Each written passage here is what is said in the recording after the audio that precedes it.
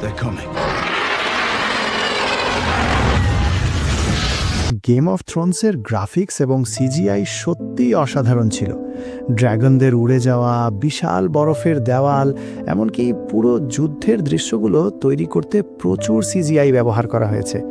এর মধ্যে battle of the বাস্টার্ডস এবং নাইট কিংয়ের সাথে জন স্নোর লড়াইয়ের দৃশ্যগুলো তো ভোলার মতো নয়।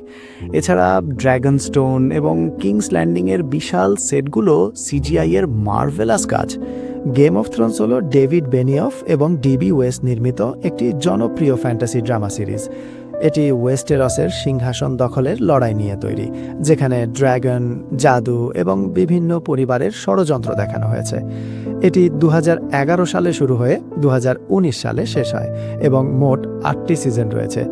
সিরিজটি সমালোচকদের প্রশংসা কুড়িয়েছে এবং প্রচুর পুরস্কার জিতেছে, বিশেষ করে এমি অ্যাওয়ার্ডস। এছাড়া এর spin off series house of the ড্রাগনও বেশ জনপ্রিয় হয়েছে। প্রধান চরিত্রগুলোর মধ্যে উল্লেখযোগ্য হল জন স্নো, যিনি নেকড়ে প্রতীকধারী স্টার্ক পরিবারের সদস্য, এবং তার বীরত্বপূর্ণ যাত্রা। ডেনিরিস টারগারিয়েন, ড্রাগনের মা হিসাবে পরিচিত এবং সিংহাসন পুনরুদ্ধারের প্রচেষ্টা। সিজন 1 নির্মাণে প্রায় $6 কোটি ব্যয় হয়েছিল। যদিও এটি পরবর্তী সিজনগুলোর তুলনায় কম, তবে সেই সময়ে এটিও একটি বড় বাজেট ছিল।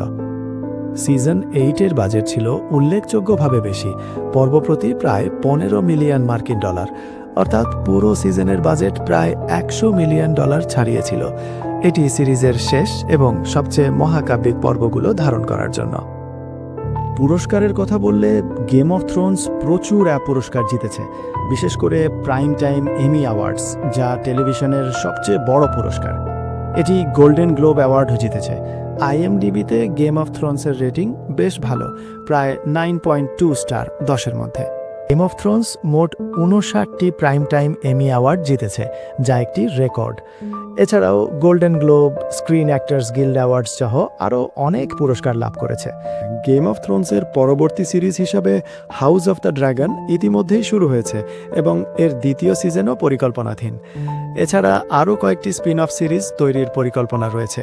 গেম অফ থ্রোনসের মূল সিরিজ শেষ হয়ে গেছে, তবে এর ওপর ভিত্তি করে নতুন সিরিজ তৈরি হচ্ছে, যেমনটা আগেই বললাম, হাউস অফ দ্য ড্রাগন। তাই মূল গল্প শেষ হলেও এই জগৎ নিয়ে আরও কিছু দেখার সুযোগ রয়েছে।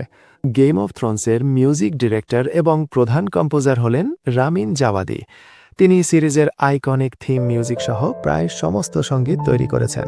তার কাজ সমালোচকদের দ্বারা অত্যন্ত প্রশংসিত হয়েছে, তবে এটি অন্যতম ব্যয়বহুল সিরিজগুলোর মধ্যে একটি। কিছু সূত্র অনুযায়ী পুরো সিরিজ নির্মাণে প্রায় $1 বিলিয়ন বেশি ব্যয় হয়েছে।